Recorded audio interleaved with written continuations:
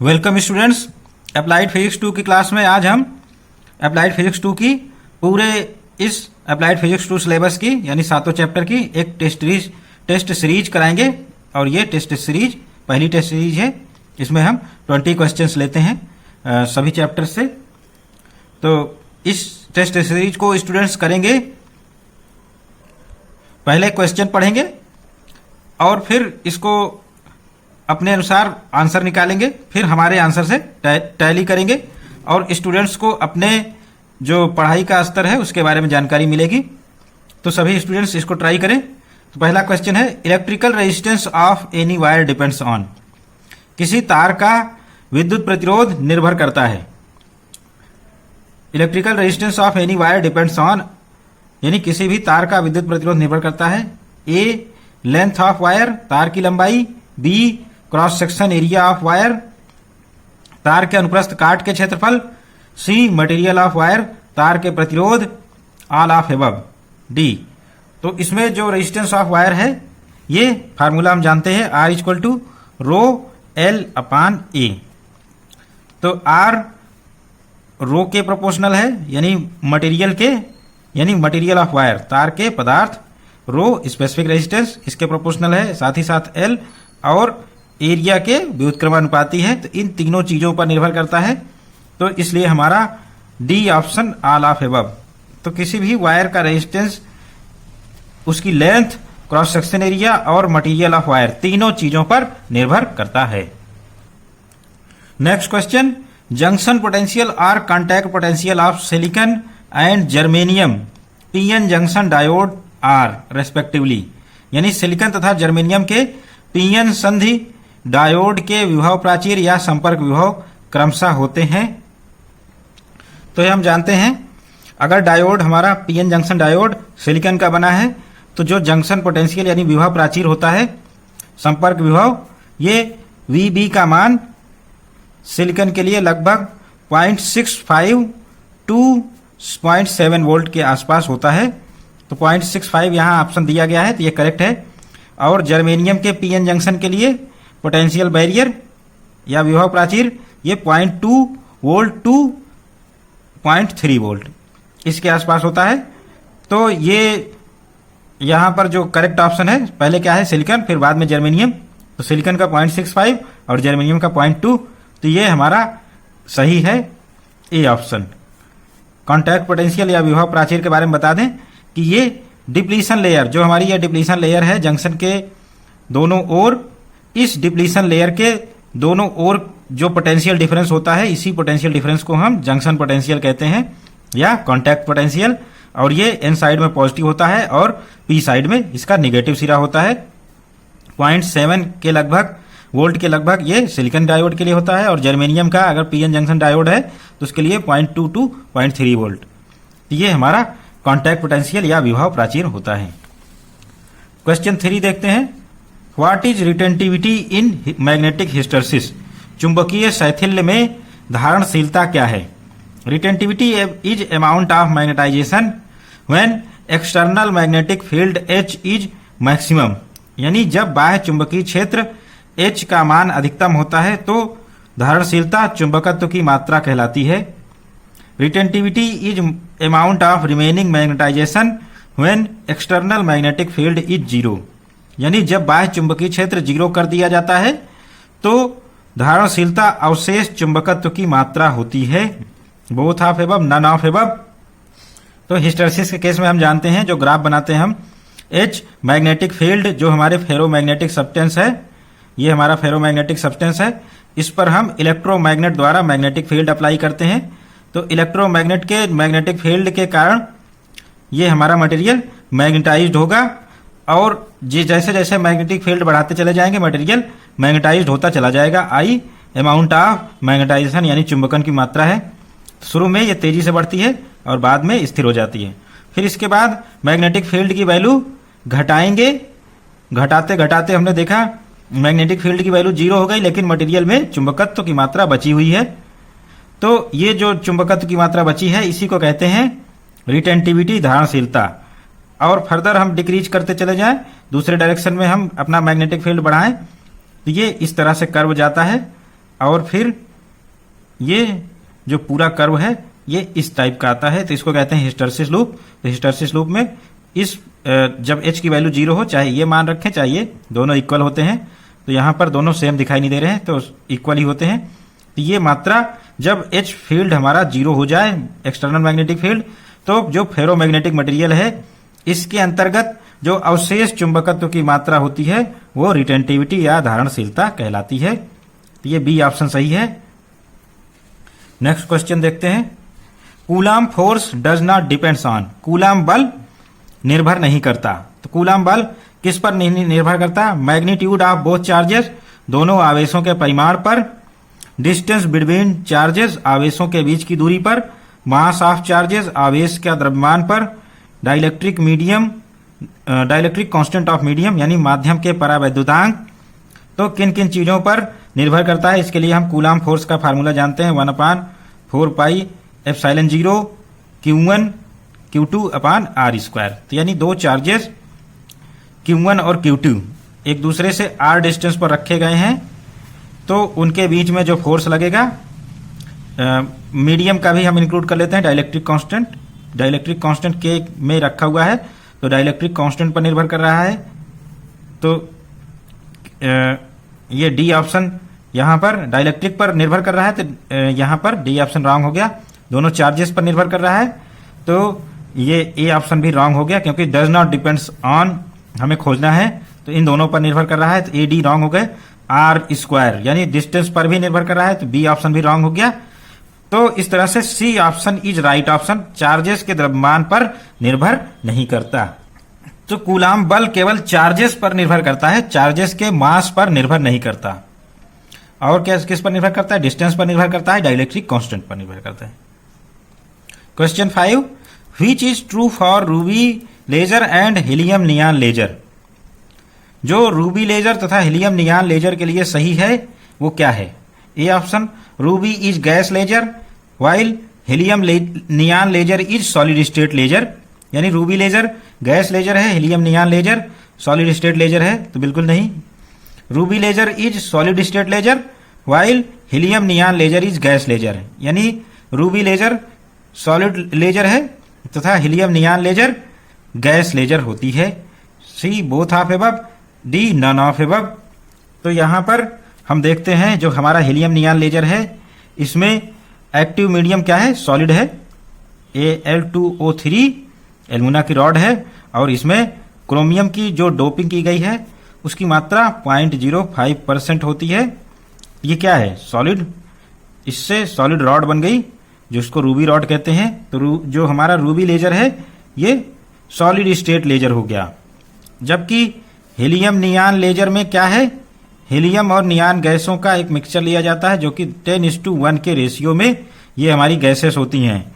तो यहाँ पर जो एक्टिव मीडियम है वो गैस है। तो इस तरह से हीलियम नियॉन लेजर में एक्टिव मीडियम गैस होने के कारण ये गैस लेजर है, और रूबी लेजर में जो हमारा एक्टिव मीडियम है वो सॉलिड होने के कारण ये सॉलिड स्टेट लेजर। इस तरह से B option is right option. Next question 6 question 6 is interference in interference ratio of intensity of two incident light waves is 25:9। Find ratio maximum intensity is to minimum intensity. यानी व्यतिकरण में दो प्रकाश तरंगों की तीव्रताओं का अनुपात 25:9 है, तो अनुपात खोजें, अधिकतम तीव्रता को न्यूनतम तीव्रता के रिस्पेक्ट में खोजें। तो जो हमारा दिया क्या गया है? I1/I2, ये कितना है? 25/9। तो हम इसका स्क्वायर रूट निकाल लेते हैं। I1 स्क्वायर रूट अपान I2 स्क्वायर रूट, तो ये आ जाएगा 5/3। तो इस तरह से यहां पर I और यहां पर भी I से मल्टीप्लाई कर लें कॉमन फैक्टर से। अब हमें I मैक्सिमम और I मिनिमम, इंटरफेरेंस के केस में ये फार्मूला पता ही है, क्या होता है? Square root of I1 plus square root of I2 का whole square upon square root of I1 minus square root of I2 का होल स्क्वायर। इस फार्मूले से हम सॉल्व करेंगे। तो स्क्वायर रूट ऑफ I1 कितना आ गया? इसको हम रूट आई ले लेंगे। तो ये अब क्या करेंगे, 5 रूट आई, ये I1 हो गया, और I2 कितना हो गया, 3 रूट आई। इसी तरह से 5 root I minus 3 root I और पूरे का whole square.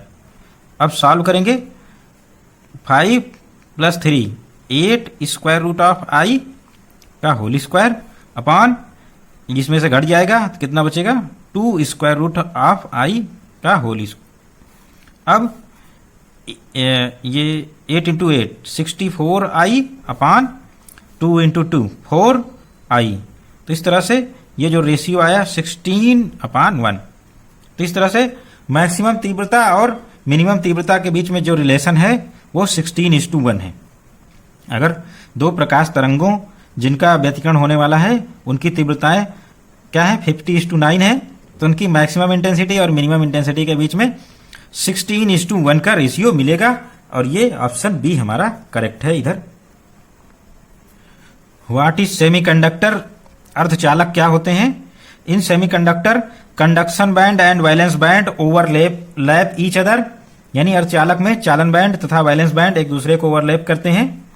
Second option, in semiconductor gap between conduction band and valence band is nearly 1 electron volt. अर्धचालक में चालन बैंड तथा वैलेंस बैंड के बीच अंतर लगभग 1 इलेक्ट्रॉन वोल्ट का होता है। C option, semiconductor gap between conduction band and valence band is nearly 7 electron volt. अर्धचालक में चालन बैंड तथा वैलेंस बैंड के बीच का अंतर लगभग 7 इलेक्ट्रॉन वोल्ट का होता है। D option, none of these. तो स्टूडेंट्स अपने से सॉल्व करें और फिर अब सॉल्यूशन बताया जा रहा है। तो ये सिचुएशन हो गई पहली, conduction band and valence band overlap each other. तो ये सिचुएशन होती है कंडक्टर यानी मेटल की। कंडक्टर्स आर मेटल या चालक। तो ये हमारा सेमीकंडक्टर नहीं है। दूसरे केस में कंडक्शन बैंड और वैलेंस बैंड के बीच जो अंतर होता है वो माइन्यूट सा होता है। ये वैलेंस बैंड हो गया और ऊपर कंडक्शन बैंड, और ये माइन्यूट सा अंतर 1 इलेक्ट्रॉन वोल्ट के लगभग है। तो यही सेमीकंडक्टर है या अर्धचालक है। थर्ड वाला हम देख लेते हैं, कंडक्शन बैंड और वैलेंस बैंड के बीच में काफ़ी सारा गैप है, और ये गैप लगभग 7 इलेक्ट्रॉन वोल्ट के आसपास का है। ये इतना बड़ा गैप है कि हमारा जो मटेरियल है वो इसमें कंडक्टिविटी नहीं आ पाती। तो ये हमारा इंसुलेटर या कुचालक मटेरियल है, इंसुलेटर या कुचालक। तो सेमीकंडक्टर हमारा बीच का है। सेमीकंडक्टर ऐसे मटेरियल होते हैं जिनके कंडक्शन बैंड और वैलेंस बैंड के बीच में जो गैप है वो 1 इलेक्ट्रॉन वोल्ट के आसपास हो तो वो सेमीकंडक्टर कहलाता है या अर्धचालक। सिलिकॉन के लिए ये जो गैप है ये 1.12 इलेक्ट्रॉन वोल्ट, और जर्मेनियम के लिए ये 0.67 इलेक्ट्रॉन वोल्ट के लगभग होता है। इसको सब लोग रिमेंबर कर लें। Next question 8, what is Kirchhoff law, Kirchhoff current law. Kirchhoff का धारा नियम क्या है। तो ऑप्शंस यहां पर दिए गए हैं। The algebraic sum of all voltages entering and exiting at a junction must equal to 0, यानी एक जंक्शन पर प्रवेश करने वाले सभी वोल्टेज का बीजगणितीय योग 0 के बराबर होता है। तो ये वोल्टेज पर अप्लाई हो ही नहीं रहा है किरचॉफ करंट लॉ, इसमें हमें करंट देखनी है। Algebraic sum of all currents entering and exiting at junction must be equal to 0, यानी एक जंक्शन पर प्रवेश करने वाली तथा बाहर निकलने वाली सभी धाराओं का बीजगणितीय योग 0 के बराबर होता है। यही ऑप्शन यहाँ पर सही है। Algebraic sum of all currents and voltages at node must be equal to 0, यानी नोड पर सभी धाराओं और वोल्टेज का बीजगणितीय योग 0 के बराबर होता है। तो ये भी रॉन्ग है। तो यहाँ पर 8 का बी ही सही है, यानी किसी भी जंक्शन पर अगर बहुत सारी धाराएं आकर मिलती हैं I1, I2, I3, I4, तो इनका जो एल्जेब्राइक सम होगा इस जंक्शन पर एल्जेब्राइक सम निकालेंगे वो समेशन I इक्वल टू 0, यानी I1 plus I2 plus I3 plus I4 equal to 0। तो हमें इन सभी धाराओं का जो एल्जेब्राइक सम है वो 0 प्राप्त होगा। और अगर इनकी डायरेक्शन दी हुई है तो हम जंक्शन की ओर आने वाली करंट्स को पॉजिटिव लेते हैं, जंक्शन से दूर जाने वाली करंट्स को नेगेटिव।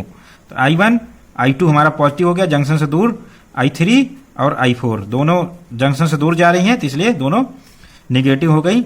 और इस तरह से अलजेब्राइक सम हमारा ये आ जाएगा, दो करंट पॉजिटिव हो गई, दो नेगेटिव हो गई। ये किरचॉफ का धारा नियम या किरचॉफ करंट लॉ है। Question 9, on which principle meter bridge and post office box works, यानी किस सिद्धांत पर मीटर ब्रिज तथा पोस्ट ऑफिस बॉक्स काम करते हैं, तो वो प्रिंसिपल हमें बताना है। Kirchhoff's law, Wheatstone bridge, Newton's law, Ohm's law, none of above.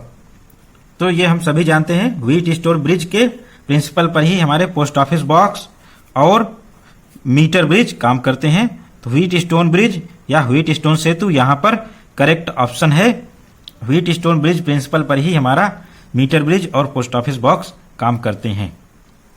Question 10, the state which has lifetime 10⁻³ second या 1 millisecond in any atom is called, किसी भी परमाणु में उपस्थित वह अवस्था जिसका जीवन काल 10⁻³ सेकंड होता है, यानी 1 मिली सेकंड के बराबर होता है, वो अवस्था कहलाती है। एक्साइटेड स्टेट, उत्तेजित अवस्था, बिल्कुल नहीं, क्योंकि इसमें इसका जीवन काल 10⁻8 सेकंड तक होता है, यानी इसमें 10⁻8 सेकंड तक ही इलेक्ट्रॉन रह सकता है। मेटा स्टेबल स्टेट, यही ऐसी स्टेट है जिसमें 10⁻³ सेकंड तक इलेक्ट्रॉन रह सकता है, मित अस्थायी ऊर्जा या मित अस्थायी अवस्था। सी आयनाइज्ड स्टेट, आयनित अवस्था, आयनित अवस्था ये हमारी काफी समय के लिए हो सकती है। हम इलेक्ट्रॉन जब भी परमाणु से निकाल देते हैं तो परमाणु आयनाइज्ड हो जाता है। All of above wrong option, none of above भी रॉन्ग ऑप्शन। 10 का बी ये राइट ऑप्शन हो गया। Question 11, what is stimulated emission, उद्दीपित उत्सर्जन क्या है। Option 1, atom which is in excited state emits 1 photon, परमाणु जो उत्तेजित अवस्था में है 1 फोटॉन का उत्सर्जन करता है। तो ये स्टिमुलेटेड एमिशन नहीं है। कोई भी परमाणु उत्तेजित अवस्था में है तो ये 10⁻8 सेकंड बाद अपने आप नीचे आ जाएगा इसका इलेक्ट्रॉन, और इस प्रक्रिया में 1 फोटॉन उत्सर्जित होगा। इसको कहते हैं स्पॉन्टेनियस एमिशन, स्वतः उत्सर्जन, स्पॉन्टेनियस एमिशन या स्वतः उत्सर्जन। तो ये स्वतः उत्सर्जन हो गया, उद्दीपित उत्सर्जन नहीं है। B, atom which is in excited state absorbs 1 photon and then emits 1 exactly similar photon, यानी परमाणु जो उत्तेजित अवस्था में है 1 फोटॉन को अवशोषित करता है और फिर से 1 फोटॉन उत्सर्जित करता है। तो ये कोई प्रोसेस नहीं है, ऐसा प्रोसेस नेचर में नहीं होता है जिसमें 1 फोटॉन उत्सर्जित करके फिर से 1 फोटॉन अवशोषित करके 1 फोटॉन उत्सर्जित हो। सी ऑप्शन देखते हैं, atom which is in excited state absorbs 1 photon and then emits 2 exactly similar photon, यानी एक परमाणु जो एक्साइटेड स्टेट में है तो उसका इलेक्ट्रॉन एक्साइटेड स्टेट में है, 1 फोटॉन क्या करता है, एब्जॉर्ब करता है और तुरंत नीचे आता है यानी ग्राउंड स्टेट में, और 2 एग्जैक्टली आइडेंटिकल या सिमिलर फोटॉन जनरेट करता है इस केस में। तो ये हमारा उद्दीपित उत्सर्जन या स्टिमुलेटेड एमिशन कहलाता है। तो ये प्रोसेस स्टिमुलेटेड एमिशन है जिसमें परमाणु 1 फोटॉन अवशोषित करता है, जो कि इनिशियली कहाँ रहता है, एक्साइटेड स्टेट में। तो 1 फोटॉन अवशोषित करता है और फिर तुरंत 2 फोटॉन एमिट हो जाते हैं, जो कि प्योरली जो एग्जैक्टली एक दूसरे के आइडेंटिकल या एक समान होते हैं। Next question 12, which is true for photodiode, photodiode के लिए क्या सही है। फोटोडायोड के लिए क्या सही है, when light falls on photodiode current flows through it, जब फोटोडायोड पर प्रकाश गिरता है तो उसमें करंट प्रवाहित होती है। तो ये चीज सही है फोटोडायोड के लिए। जब फोटोडायोड पर प्रकाश पड़ता है तो फोटोडायोड से करंट प्रवाहित होती है। एक्चुअल में फोटोडायोड को हम रिवर्स बायस में ऑपरेट कराते हैं। तो जब भी हम प्रकाश डालते हैं तो उस प्रकाश से क्या होता है, बॉन्ड ब्रेक होते हैं फोटोडायोड के अंदर, यानी जो डिप्लीशन लेयर है वहां के बॉन्ड ब्रेक होते हैं, उससे इलेक्ट्रॉन और होल पेयर जनरेट होते हैं, वो करंट को कैरी करते हैं। तो इस तरह से रिवर्स करंट की मात्रा प्रकाश डालने से बढ़ जाती है। तो इस तरह से ये फोटो डायोड वर्क करता है। सेकंड ऑप्शन देख लेते हैं, when photodiode is connected in to a battery in forward bias then it emits light और रेडिएशन, जब फोटोडायोड के आगे फॉरवर्ड बायस में यानी अग्र अभिनत में एक बैटरी से जोड़ा जाता है तो यह प्रकाश या विकिरण उत्सर्जन करता है? तो बिल्कुल नहीं। ये जो प्रिंसिपल है ये एलईडी का है, light emitting diode. Light emitting diode ये फॉरवर्ड बायस में ऑपरेट करते हैं और इन पर जब लाइट फॉरवर्ड बायस में जब ऑपरेट करते हैं तो ये प्रकाश का उत्सर्जन करते हैं। ये एलईडी लाइट एमिटिंग डायोड या प्रकाश उत्सर्जक डायोड कहलाते हैं। इस तरह से ए ऑप्शन ही सही है। बोथ ऑफ एबव भी रॉन्ग है, नन ऑफ एबव भी रॉन्ग है। 13 3 resistances of values 30 ohms each are connected in parallel combination. Find equivalent resistance. 30 ओम के 3 प्रतिरोध समांतर संयोजन में जुड़े हैं, समतुल्य प्रतिरोध खोजें। तो 30 ओम के 3 प्रतिरोध क्या है हमारे समांतर क्रम में जुड़े हुए हैं, सब 30-30 ओम के रेजिस्टेंसेस हैं और तुल्य प्रतिरोध खोजना है R1 R2 R3। तो समांतर क्रम में जो तुल्य प्रतिरोध होता है 1/R equal to 1/R1 plus 1/R2 plus 1/R3। इस फार्मूले से लगाएंगे 1/30 प्लस 1/30 प्लस 1/30 यानी 3/30। उल्टा कर देंगे R इक्वल टू 30/3 यानी 10 ओम। तो यहां पर आंसर 10 ओम आ गया। सी इज राइट ऑप्शन। तो 3 प्रतिरोध जो 30-30 ओम के हैं इनका तुल्य प्रतिरोध 10 ओम होता है। किसमें? समांतर क्रम या पैरेलल कॉम्बिनेशन में। Next question, 2 capacitors of capacitances 10 farad each are connected in parallel combination. Find equivalent capacitance. यानी 10 फैरेड कैपेसिटेंस के 2 कैपेसिटर या संधारित्र समांतर संयोजन में जुड़े हुए हैं समांतर क्रम में। समतुल्य क्षमता यानी तुल्य धारिता का ज्ञात कीजिए क्या होगी। तो 2 कैपेसिटर क्या है पैरेलल कॉम्बिनेशन में लगे हुए हैं। ये हमारे 2 कैपेसिटर समांतर क्रम में जुड़े हुए हैं और इनकी जो धारिता है 10 फैरेड। तो तुल्य प्रतिरोध कितना होगा हम जानते हैं C1 और C2। जो तुल्य प्रतिरोध होता है वो डायरेक्टली ऐड हो जाता है समांतर क्रम में, C equal to C1 plus C2। तो समांतर क्रम में सीधे ऐड हो गया 10 प्लस 10 20 फैरेड। तो 20 फैरेड यहां पर करेक्ट ऑप्शन है। 20 farad is answer.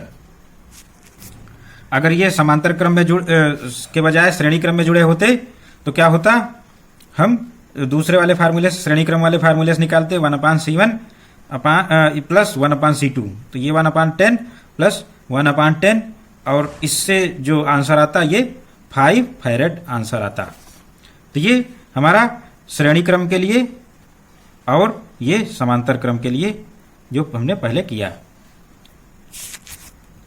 Question 15, in diffraction what is true. विवर्तन में जो सत्य है, तो विवर्तन या डिफ्रैक्शन में क्या सत्य है। Intensity of all maxima is same.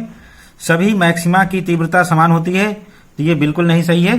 Diffraction में सभी मैक्सिमा की तीव्रता बिल्कुल डिफरेंट होती है। Intensity of maxima increases on going away from centre of screen. तो स्क्रीन के केंद्र से दूर जाने पर मैक्सिमा की तीव्रता बढ़ जाती है। तो स्क्रीन का केंद्र यहां पर, इससे किसी भी दिशा में दूर जाए तो मैक्सिमा की तीव्रता बढ़ती नहीं है। तो ये ऑप्शन रॉन्ग है। Intensity of maxima decreases on going away from centre of screen. Screen के केंद्र से दूर जाने पर जो मैक्सिमा की तीव्रता है वो लगातार कम होती जाती है। यही सी ऑप्शन सही है। तो स्क्रीन के दोनों ओर हमारा क्या बनता है, प्रिंसिपल मैक्सिमा। प्रिंसिपल मैक्सिमा की इंटेंसिटी I0 होती है और फिर अंतराल पर क्या बनता है, आधी विड्थ का फर्स्ट सेकेंडरी मैक्सिमा।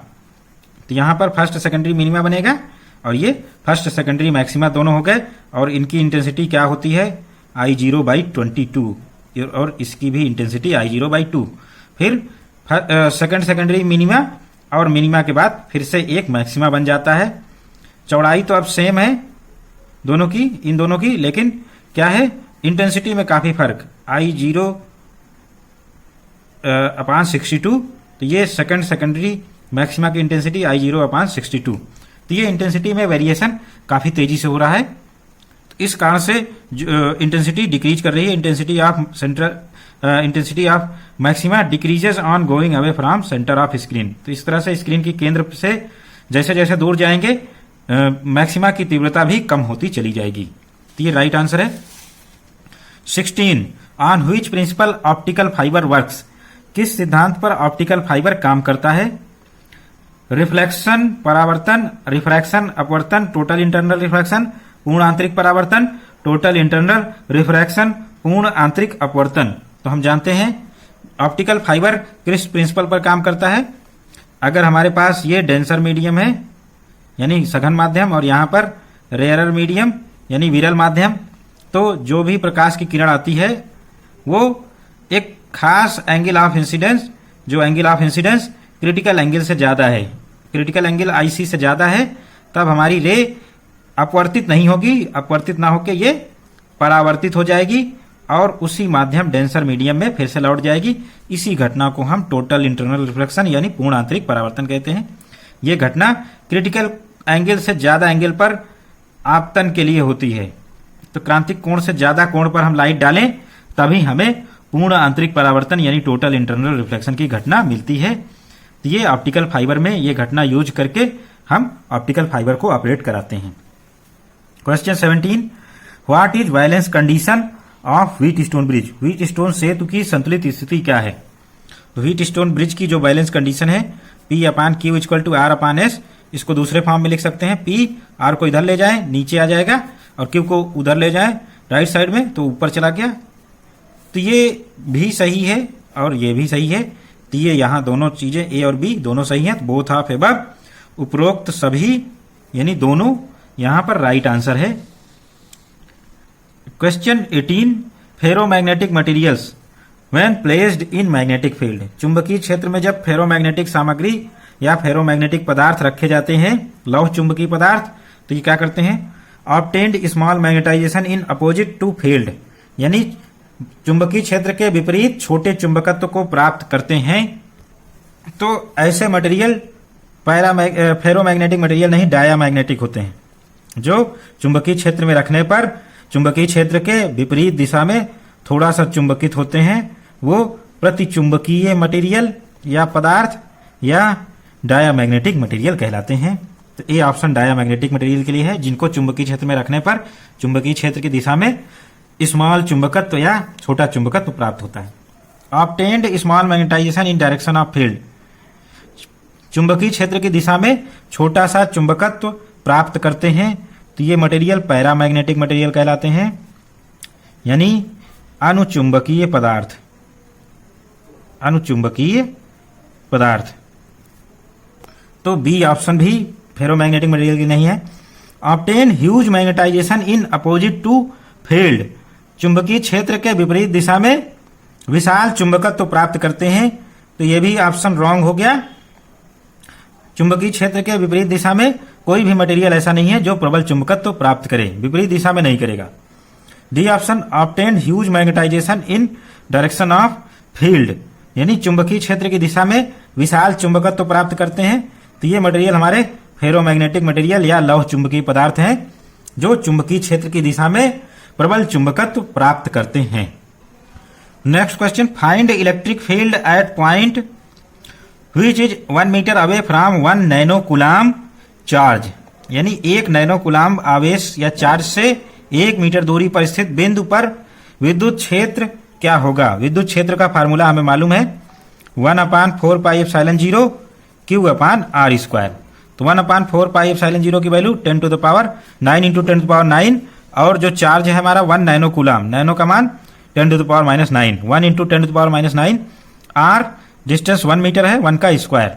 तो इस तरह से जब इसको सॉल्व करेंगे ये कट गया, तो हमारा 9 न्यूटन पर कूलाम, ये आंसर हो गया। तो ये जो आंसर है ये पहला ऑप्शन ही है। तो यहां पर इलेक्ट्रिक फील्ड 9 न्यूटन पर कूलाम आ गई।